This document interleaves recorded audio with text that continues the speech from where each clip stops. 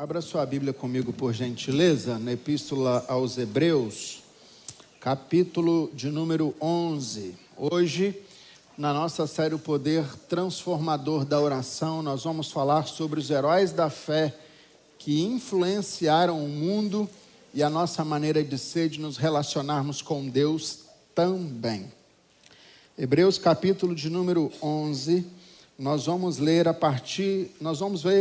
o verso 1, 2 e o 3. E depois nós vamos dar um salto lá para o verso de número 23, contar também um pouquinho da história de Moisés. Aí. E eu peço a você que deixe sua Bíblia aberta em todo o ato da ministração, para que a gente consiga acompanhar a exposição da palavra. Hebreus capítulo 11, verso de número 1, a Bíblia diz assim: Ora, a fé, ela é a certeza das coisas que se esperam, a convicção dos fatos que não se veem. Pois pela fé os antigos obtiveram um bom testemunho. Pela fé entendemos que o universo foi formado pela palavra de Deus, de maneira que o visível veio a existir das coisas que não são visíveis. Verso 23 ainda do capítulo 11. Pela fé, Moisés, depois de nascer, foi escondido pelos seus pais durante 3 meses, porque viram que era um menino bonito e não temeram o decreto do rei. Pela fé, Moisés, sendo homem feito, recusou ser chamado filho da filha de Faraó, preferindo ser maltratado junto com o povo de Deus a usufruir prazeres transitórios do pecado. Ele entendeu que ser desprezado por causa de Cristo era uma riqueza maior do que os tesouros do Egito, porque contemplava a recompensa. Pela fé, Moisés abandonou o Egito, não ficando amedrontado com a ira do rei, pois permaneceu firme como quem vê aquele que é invisível. Pela fé, celebrou a Páscoa, o derramamento do sangue, para que o exterminador não tocasse nos primogênitos dos israelitas. Pela fé, os israelitas atravessaram o Mar Vermelho como por terra seca. Quando os egípcios tentaram fazer o mesmo, foram engolidos pelo mar. Até aí. Vamos orar? Pai, obrigado, porque o Senhor já tem falado através das canções aqui ministradas. Cremos, ó Deus, que a palavra do Senhor já tem sido lançada sobre nós como terra fértil que somos. E agora, Senhor Deus, por graça e misericórdia, nós pedimos que o Senhor nos fale mais uma vez. Agora, por meio da sua palavra, da exposição da sua palavra. Deus Santo, que o homem caia, diminua, para que o Senhor cresça. E que a única voz a ser ouvida neste ambiente, neste lugar, não seja outra, senão a voz do Teu Espírito Santo. Fale-nos, ó Deus, por graça e misericórdia, assim nós oramos, em nome de Jesus. Amém. Depois de dizer aos crentes hebreus que nós não somos daqueles que retrocedem, e o escritor aos Hebreus, no capítulo de número 10, vai falar um pouquinho sobre isso. Nós não somos daqueles que voltam, nós não somos daqueles que retrocedem. O escritor aos Hebreus, no capítulo 11, vai falar que nós somos os da fé para a conservação da alma. O autor desta epístola, ela vai introduzir o mais longo capítulo de toda a carta aos Hebreus, falando da fé. Mas não de qualquer fé. Ele está falando de uma fé, e uma fé que não retrocede. Uma fé que não olha para trás. Uma fé que sabe o que quer, sabe onde vai chegar, que sabe qual é o propósito. Uma fé que faz aquele que vê o impossível. Segundo alguns estudiosos, o propósito do escritor aqui aos Hebreus é ilustrar a continuidade dos cristãos hebreus e os homens piedosos da antiguidade. Por isso o escritor aos Hebreus ele faz essa mescla. mostrando um pouquinho de Cristo, da realidade em Deus, mas também trazendo à tona a realidade e a referência de grandes homens. Ele chama o que nós hoje consideramos como heróis da fé. Homens e mulheres que viveram uma realidade sobrenatural com Deus. Ele vai começar a citar lá do Antigo Testamento, lá do Gênesis, ele vai começar com Abel, e discorrendo sobre tantos outros, fala também sobre os patriarcas, e ele encerra falando um pouquinho sobre Moisés. É importante nós entendermos que o Warren Wiersbe, um dos grandes comentaristas bíblicos, ele ressalta algo muito interessante para nós. Ele destaca o fato de que nesta lista de heróis da fé, o escritor aos Hebreus só faz menção de um clérigo, Samuel. E isso saltou aos meus olhos quando eu fui estudar esse texto. Porque de todos os heróis da fé, de todas as pessoas de influência na nossa vida, na nossa caminhada cristã, se é que nós podemos dizer assim, só tinha um pastor. De todos os outros que nós deveríamos olhar para a fé deles e que foram usados para ser referência para cada um de nós, foram homens comuns. Foi gente como a gente. É gente sem paletó e gravata. É gente que talvez nunca assumiu um púlpito como esse e nunca expôs um texto como esse que nós estamos fazendo. É gente como a gente, é gente que está sentado do nosso lado no culto. Ou seja, o escritor aos Hebreus, ele vem mostrar para nós o seguinte, que a fé que deve ser imitada, a fé que deve influenciar a nossa vida, talvez, ela não virá de grandes homens de Deus, mas de pessoas simples que estão sentadas ao nosso lado. De homens e mulheres de Deus que estão junto conosco nesta caminhada. Hoje pela manhã eu tive a oportunidade de ministrar aos nossos irmãos da integração, e eu disse isso, eu falei que para mim, a maior mulher de Deus que eu já vi na vida, eu nunca a vi pregando. Eu nunca vi nem ela mesma indo à frente da igreja para poder fazer uma oração. Ela não era alguém, não era uma pastora, uma missionária, não era alguém de projeção, mas era uma mulher de Deus. O nome dela era Jandira Lacerda de Paula, minha avó. Uma mulher de Deus que marcou a minha vida e que influenciou a minha geração. E deixa eu te contar uma historinha rapidinho aqui para você. Eu, quando eu era criança, jogava futebol, tá? Eu era goleiro. Alguém já jogou no time do Nelson aqui? Ninguém? Quem já jogou futebol aqui, por favor? Ou você jogou no Nelson, ou você jogou contra o Nelson. Mas que você conhece o Nelson. Não é impossível não conhecer o Nelson, não é, Gustavo? E eu jogava nesse time. E eu comecei a faltar à igreja domingo pela manhã para poder ir jogar futebol. E a minha avó, essa que eu disse, ela começou a orar pela minha vida. E ela falou, Senhor, não deixa o meu neto sair da igreja, não. Senhor, tenha misericórdia dele. Eu quero que ele, pode jogar o futebolzinho dele lá, mas eu quero que ele vá para a igreja.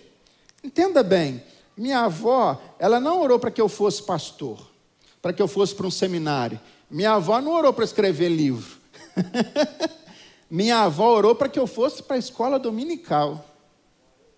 Mas Deus, Ele foi além da oração. Porque Deus, quando ouve a oração de um servo, uma serva de Deus, Ele nunca fica ali, Ele sempre vai além. E Deus não só ouviu a oração da minha avó e fez com que da noite para o dia eu desistisse completamente do futebol. Que pena, no Brasil teve menos um Neymar.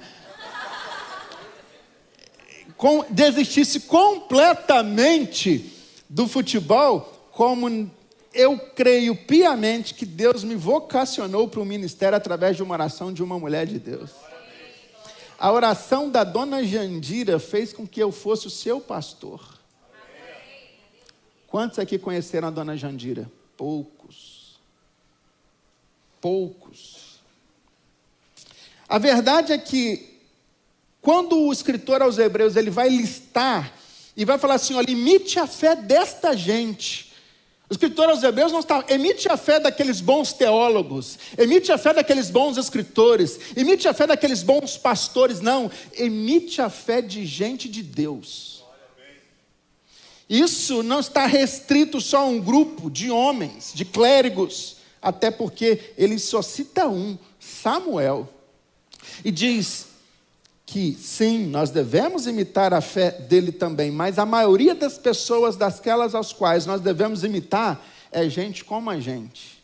É gente que tinha dificuldade de fala, como aconteceu aqui com Moisés. Olha só, Deus, como é que o Senhor está me chamando? O Senhor está me chamando, eu tenho língua pesada, eu não consigo nem pronunciar, e Deus toca no ombro dele, assim, lógico, né? De uma forma folclórica, e fala, olha, seu irmão Arão, ele está subindo aí, deixa ele falar no seu lugar e está tudo resolvido. Ou seja, grandes homens e mulheres de Deus foram impactados, não talvez por outros grandes homens, mas por homens e mulheres simples, que andaram à nossa volta. Dê valor a homens e mulheres de Deus que Deus põe no seu caminho. Dê valor àquelas irmãs de oração. Dê valor aos conselhos que você recebe, mesmo que seja da pessoa mais simples que você conheça. Hebreus 11 é um dos textos mais grandiosos da Bíblia, porque nele estão os heróis, os mártires, os judeus, os cristãos, que se deleitaram em honra.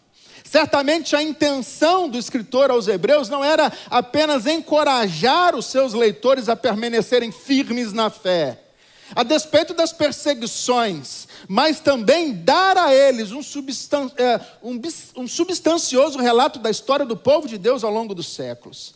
E é por isso que ele começa desde lá de Abel e termina e transcorre sobre todos os patriarcas. Irmãos, nós precisamos entender que a definição de fé encontrada na Bíblia, talvez é o único lugar que seja tão patente, tão visível como aqui em Hebreus. Aliás, alguns dizem que esse texto é o único texto na Bíblia que vai dar o real significado daquilo que é fé. Aqui nós encontramos isso. O escritor aos Hebreus, no capítulo 11, verso de número 1, diz, ora, a fé é a certeza das coisas que se esperam, é a convicção dos fatos que não se veem. Então, a guisa ainda de introdução, eu quero destacar 3 verdades rápidas com você, ainda dentro dessa introdução. Em primeiro lugar, é que a fé não é a fé, simplesmente a fé pela fé. O escritor aos Hebreus não está falando de uma fé simplesmente de crer, mas ele está se voltando para a fé da palavra. E a fé que o escritor aos Hebreus fala é a fé que aponta para a palavra de Deus. A fé é a certeza das coisas, é a convicção dos fatos, coisas que se esperam, fatos que não se veem. E eu concordo com Eliot quando ele diz que algumas coisas são invisíveis porque ainda não aconteceram, ou porque ainda nós não alcançamos. Portanto, a fé não é só a certeza do desconhecido, mas é a certeza do invisível. E qual é a diferença disso, pastor? É toda a diferença. Porque uma coisa é você não conhecer, outra coisa é aquilo que você já sabe que existe, já sabe, e só está esperando o tempo certo daquilo se revelar para a sua vida. Então, meu irmão, eu venho para uma celebração como essa com o meu coração aberto. Aberto porque eu sei o Deus que eu creio, eu sei o que Ele pode fazer, eu sei das maravilhas que Ele realiza. Então eu venho com o coração aberto simplesmente pelo fato seguinte, eu sei que lá tem promessa, eu sei que lá está bênção, eu sei que lá Deus se manifesta. Pode ser que não esteja visível para mim ainda, mas quando eu abro o meu coração na presença de Deus, aquilo que está, Deus descortina coisas diante de nós. Ele revela-se a nós.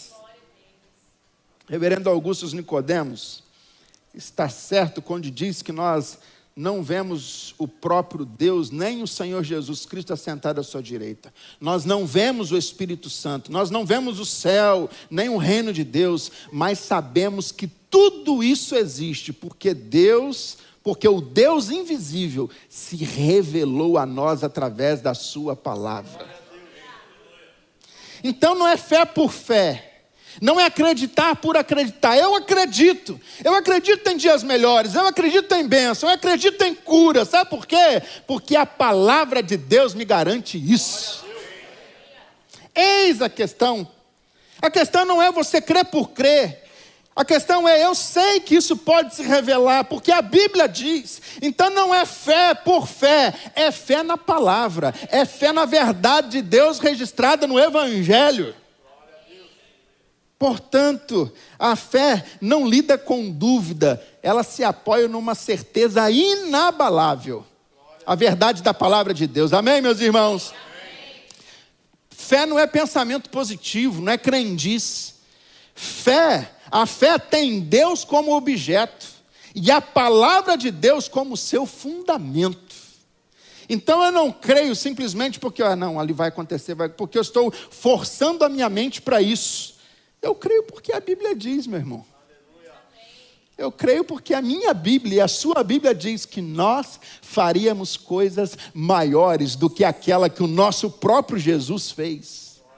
Eu acho que você não ouviu isso não. Quero te dar a oportunidade de glorificar mais ainda essa noite.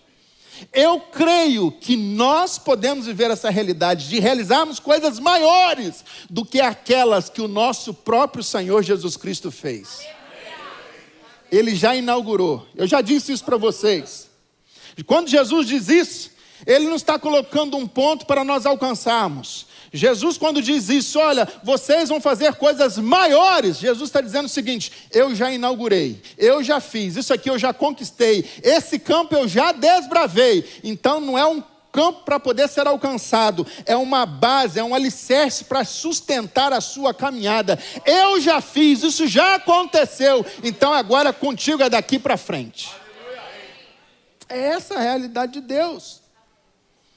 É porque Deus falou que nós cremos, porque Deus prometeu é que nós confiamos, porque a palavra de Deus não pode falhar. A fé, ela ri das impossibilidades e descansa na graça e na bondade de Deus. Promessa de Deus e realidade são a mesma coisa. Diga para quem está ao seu lado: promessa de Deus e realidade são a mesma coisa, meu irmão.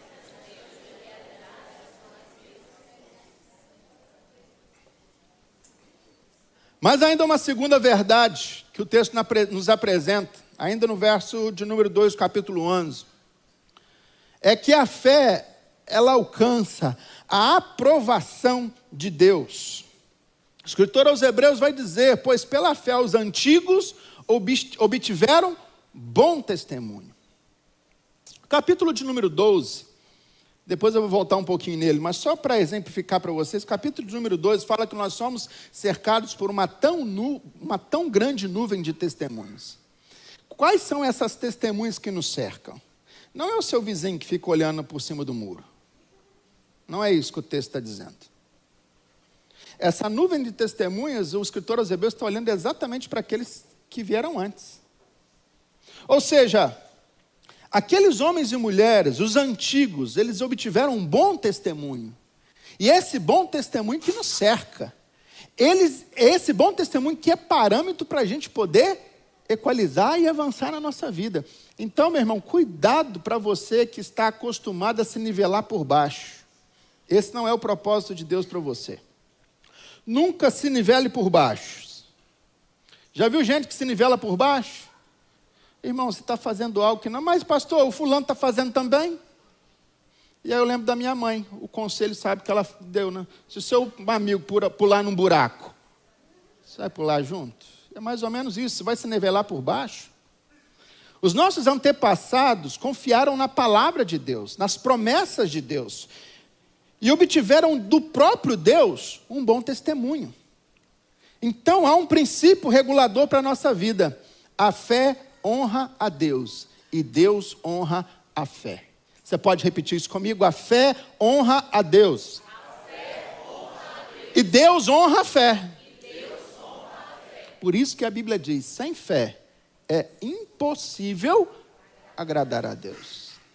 Fé em quê? Simplesmente fé por fé? Não. Fé naquilo que Deus registrou na sua palavra.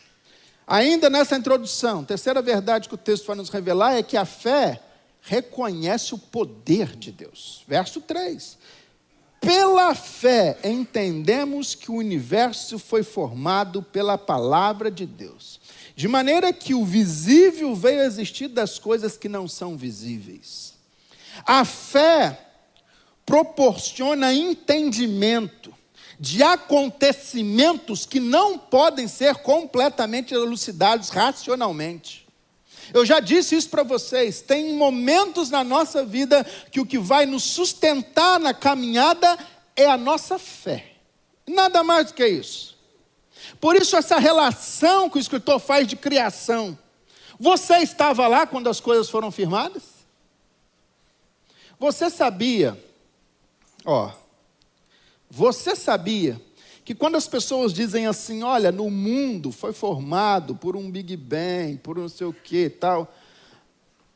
Você sabia que isso é meramente uma teoria, porque é impossível comprovar isso cientificamente? Você sabia disso? Quem estava lá? Quem estava lá para ver? Aconteceu bilhões de anos atrás, tá? Então, quem estava lá? Não tinha nada.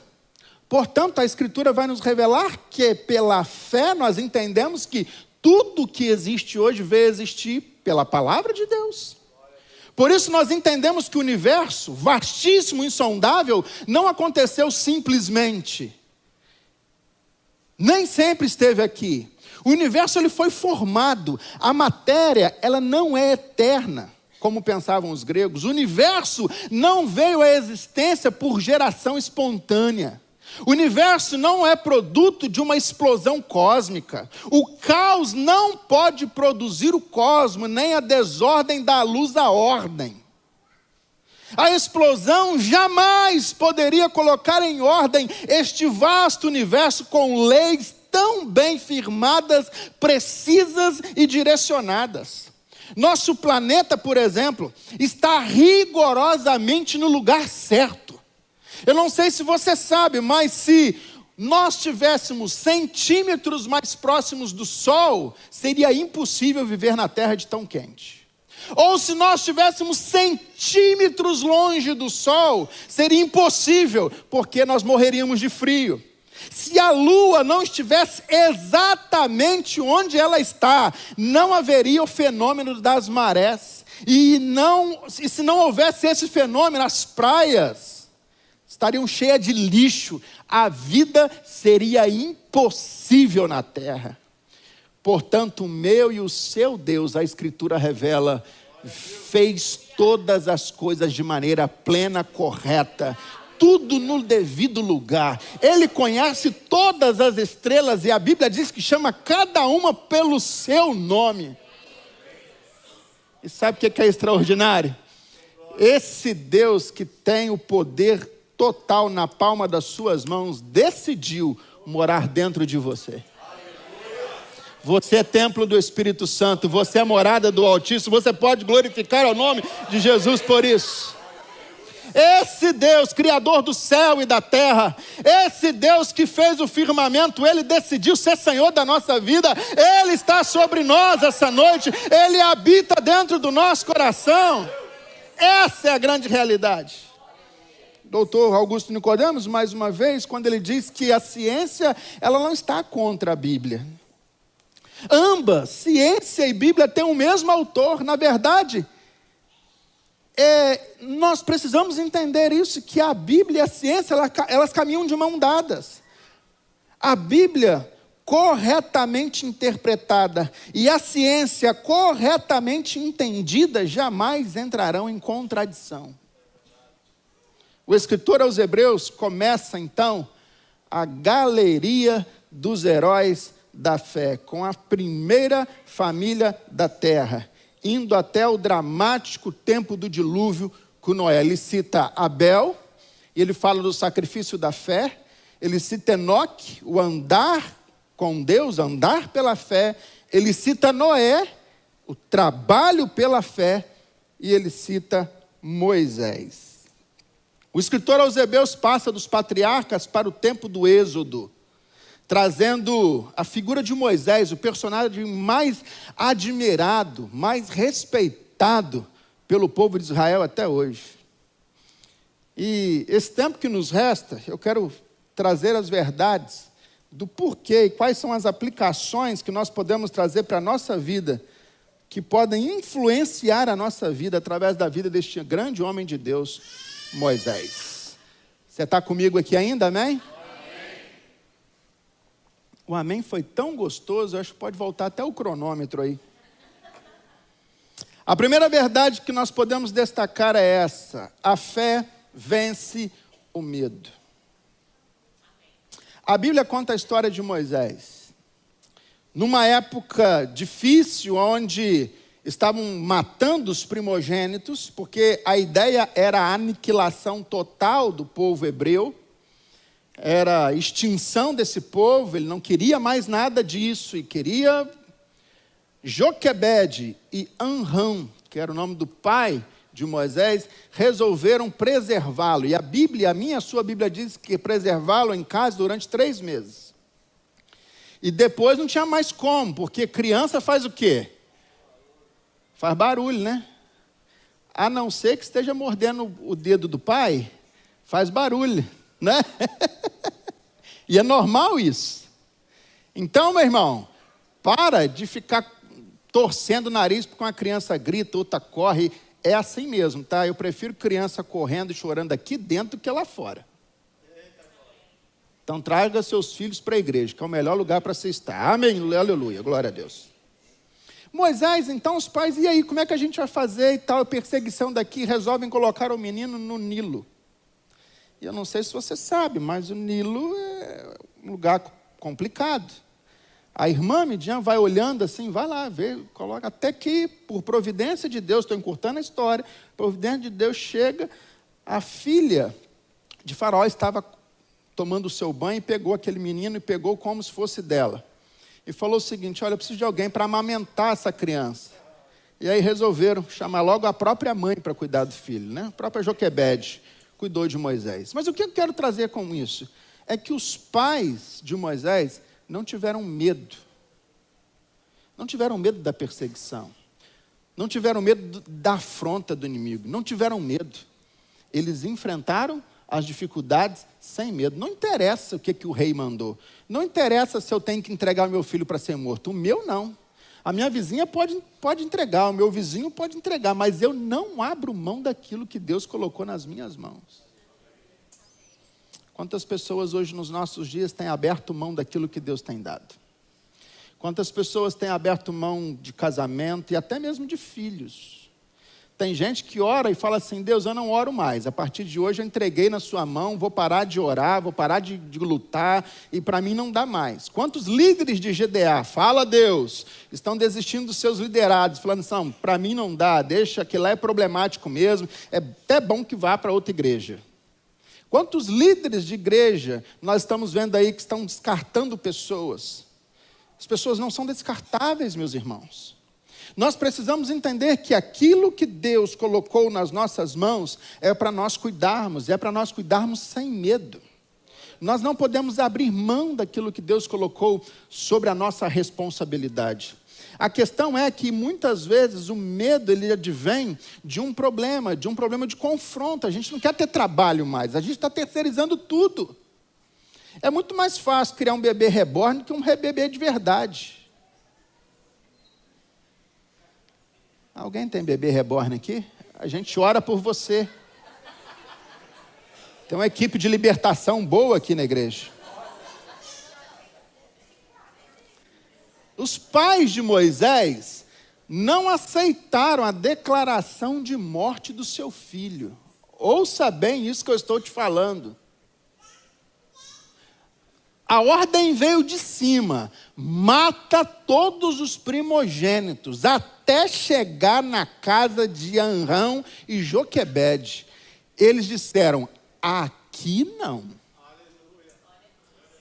Pode haver morte na casa de todo mundo, mas na minha casa não. Irmão, você e eu, nós precisamos nos levantar como homens e mulheres de Deus. dentro da nossa casa e falar: o mundo pode estar não mais valorizando os princípios de Deus, eles podem estar zombando da nossa fé, eles podem se levantar contra, mas aqui na minha casa não. Aqui na minha casa, homens e mulheres de Deus. E lembre, homens e mulheres de Deus não são clérigos, não são pastores renomados, doutores, não. Homens e mulheres de Deus, o próprio escritor aos Hebreus vai falar, é gente como a gente. É gente que tem compromisso com Deus, que anda perto de Deus. Os pais de Moisés não decretaram a morte do seu filho, não se intimidaram com as ameaças do rei, traçaram um plano para poupar a vida de Moisés, e este foi levantado por Deus como libertador do povo. Na sua casa pode estar morando o próximo Billy Graham. Você pode estar amamentando a próxima leva de grandes missionários dessa nação. Você está abrindo mão disso? Ou você está disposta a abrir mão disso? A fé, ela não tem medo. A fé vence o medo. Segundo lugar, a fé, ela não só vence o medo, mas ela também determina quais são as nossas decisões. A Bíblia diz que pela fé Moisés, sendo um homem feito, já crescido, recusou ser chamado filho da filha de Faraó. Dá até um trava-língua, né? Filho da filha de Faraó. Preferindo ser, verso número 25, preferindo ser maltratado junto com os hebreus. Que coisa louca. Porque a gente vive num tempo onde a gente não está, é difícil sofrer, né? A gente não está, a nossa geração é uma geração que não aguenta sofrer, não aguenta sofrimento. E eu não estou falando que você tem que ser masoquista, gostar de sofrer, não, absolutamente, eu não gosto também de sofrer. Mas tem coisa na nossa vida que é necessário. O sofrimento, ele tem um poder tão grande na nossa vida, se você entender isso, porque o sofrimento, ele trata tanta coisa em você, que se não fosse ele, você não daria ouvidos. Tem coisa que não adianta psicólogo falar, não adianta psicanalista falar, não adianta pastor falar, não adianta ler na Bíblia. Tem coisa que a gente tem que passar. A gente tem que sofrer na carne. E Deus sabe disso, porque foi Ele quem nos criou. A fé dos pais de Moisés tornou-se sua própria experiência. Moisés recusou ser chamado filho da filha de Faraó. Ele abandonou o palácio e veio ser gente como a gente. Ele desceu do salto. Moisés preferiu sofrer com o povo de Deus. Moisés preferiu abandonar o Egito. Por quê? Porque Moisés foi bem criado. Numa época em que havia um futuro fora da corte, que não havia futuro fora da corte real do Egito, Moisés disse o seguinte: não importa se eu deixo de comer as melhores coisas, não importa se eu deixo de vestir as melhores roupas, não importa é cumprir a vontade de Deus. A pergunta que eu quero fazer para você é simples essa noite: o que é mais importante para você? O que ganha a sua vida e o seu coração? E que você não está disposto ou disposta a ouvir, a entender, a abrir mão. Tem coisa, meu irmão, minha irmã, que está ruim, é porque você não abre mão. Deus está tentando arrancar de você, mas você não quer deixar aquilo ir embora. Tem coisas que você agasalha tão bem agasalhado dentro de você, que está difícil para arrancar. E aí você vai procrastinando coisas de Deus na sua vida.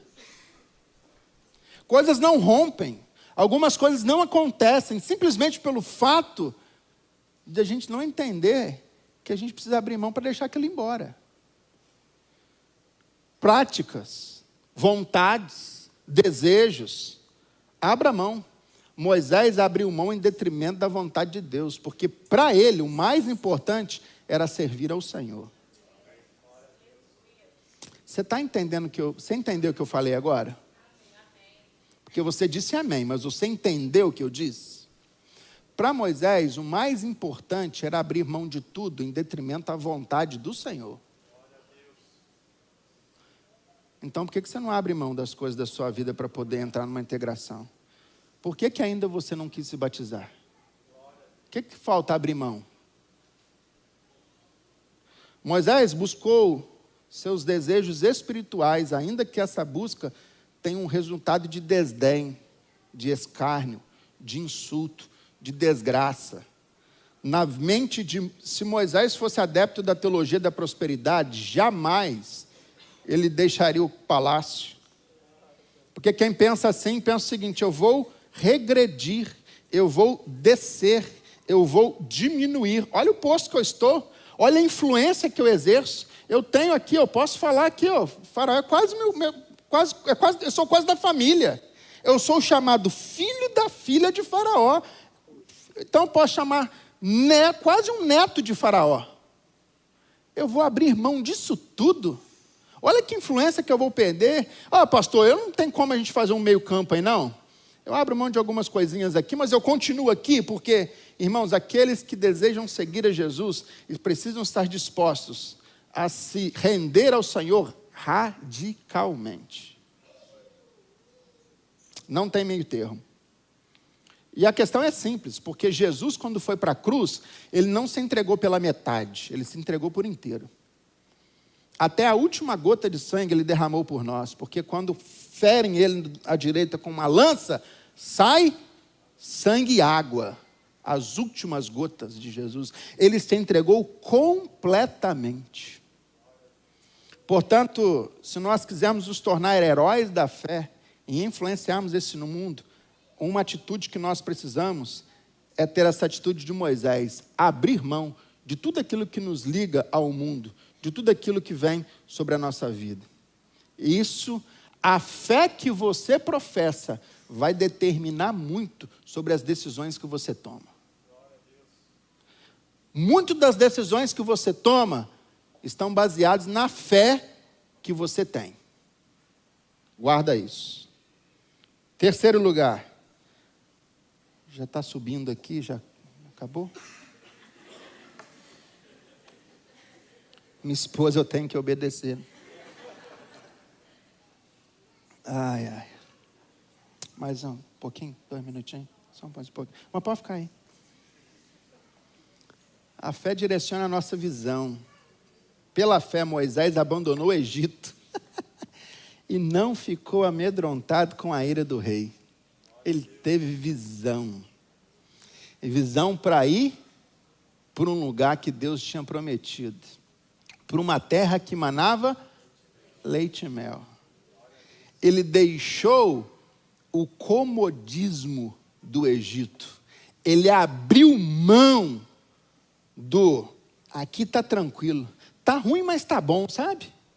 O brasileiro é meio assim, né? A gente está ruim, mas está bom, né? A gente está sendo roubado no INSS, mas está bom. A coisa está indo de mal, mas está bom. Né? Selic lá em cima, mas está bom. Então a gente está ali, a gente é meio assim. Uma fé inabalável deve ser edificada sobre convicções inabaláveis. Vou dizer isso novamente. Uma fé inabalável deve ser edificada, deve estar firme de convicções inabaláveis. Você vai tirar esse povo daqui, Moisés? Você vai levar esse povo para onde? Uma terra que Deus prometeu. Você tem certeza disso? Tenho. E aí, há um interrogatório, há uma conversa entre Moisés e Faraó. Deixa o meu povo ir, a gente precisa sair daqui. E qualquer dia eu prego sobre isso, né? Algumas propostas indecentes. Tá bom, Moisés, quer ir? Tá bom, vai, mas deixa o dinheiro. A gente vai com tudo. Tá bom, Moisés, vai, mas deixa as crianças. Não abro mão. Vai e volta. Por isso, 10 pragas. Até que chegou a última, a morte dos primogênitos. E aí, o Faraó não teve jeito. Vai logo de uma vez.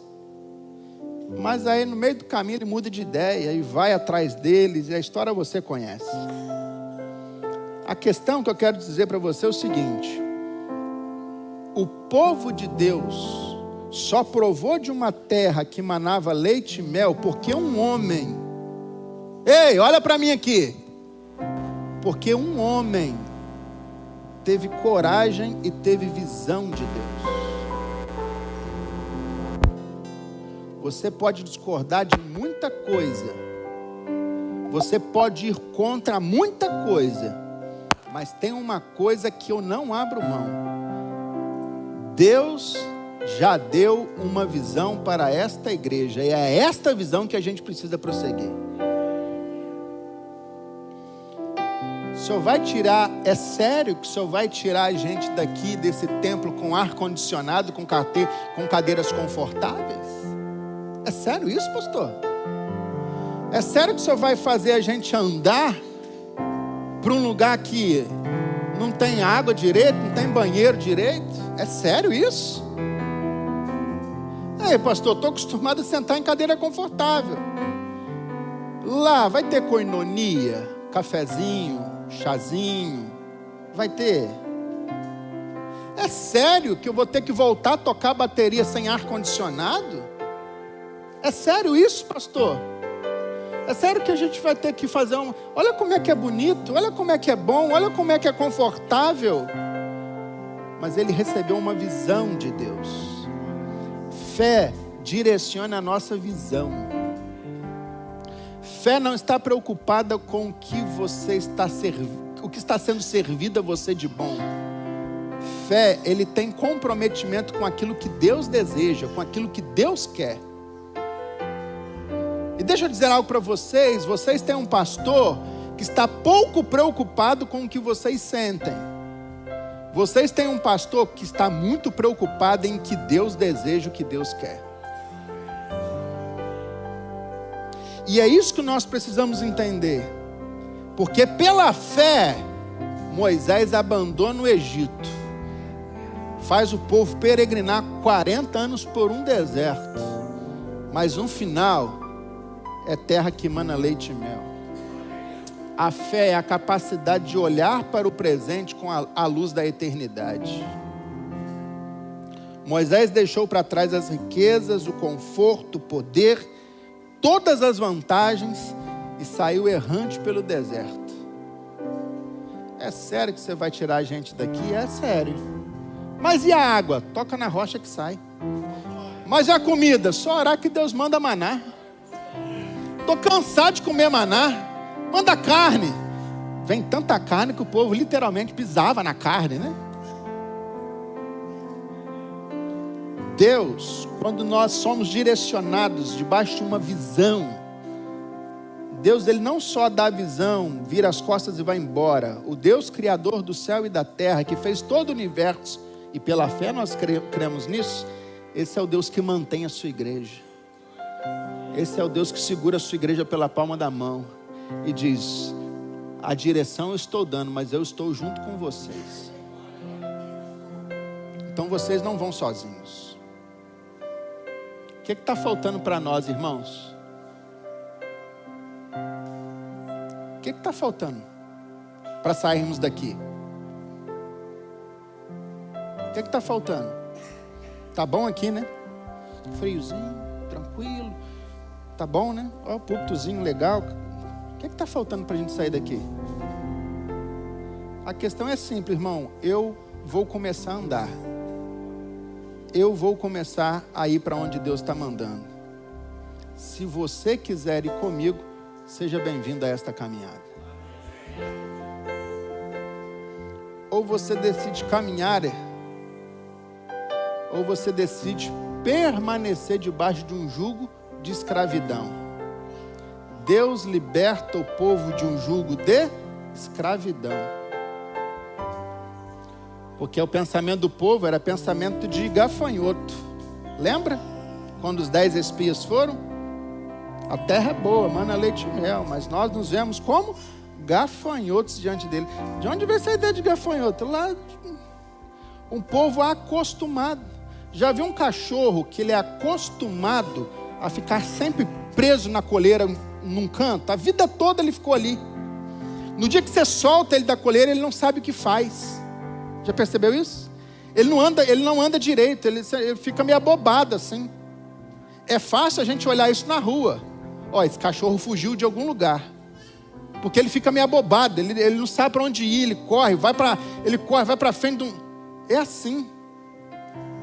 Irmão, o que você quer? Continuar abobado? Recebendo migalhas? Ou ir para um novo nível de maturidade com Deus, com o Espírito Santo e ver uma nova realidade com Deus? Homens de fé e mulheres de fé impactam a nossa vida.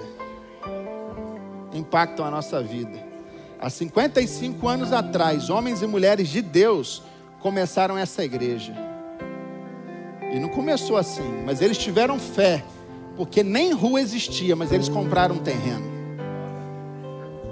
E hoje a gente está aqui, provando da fé daqueles que vieram antes de nós. Agora, meu irmão, eu não quero partir para a eternidade falando assim, eu estou só passando para frente aquilo que os meus pais, meus avós viveram. Não, não. Eu quero viver aquilo que Deus tem para mim. Eu quero prosseguir aquilo que Deus tem para a minha vida. Então eu vou. Porque lá na frente eu quero que as pessoas olhem e falem assim, olha, o meu pai, ele teve fé, ele confiou em Deus. E hoje o lugar onde nós estamos foi fruto de gente que viveu com fé. Gente que não tinha dinheiro, gente que não tinha posses, mas é gente, homem e mulher de Deus que tinha disposição. Sabe o que Deus precisa, meu irmão? Não é de recursos, não é de dinheiro. Deus precisa de disposição. Só isso. Vamos levantar. Vamos caminhar para onde Deus tem para nós. Mas se o mar estiver diante de nós, ele vai se abrir. E se a gente passar fome, Deus manda maná. E se a gente tiver sede, Deus faz água brotar da rocha. Pela fé, pessoas de Deus conseguem ver o sobrenatural e o invisível. Olha para trás e vê como Deus já foi fiel com você. Olha para trás e veja como Deus já foi bom com você. Já extrapolei todas as minhas possibilidades aqui à frente, meus irmãos. Mas eu preciso dizer isso para você essa noite. Gente de fé não é gente que está internada em cima de um púlpito. Gente de fé é gente que vive com Deus dia a dia. E esse está do seu lado aí, ó. Tem um homem ou uma mulher de oração, um homem ou uma mulher de Deus perto de você? Então cola nela que é sucesso.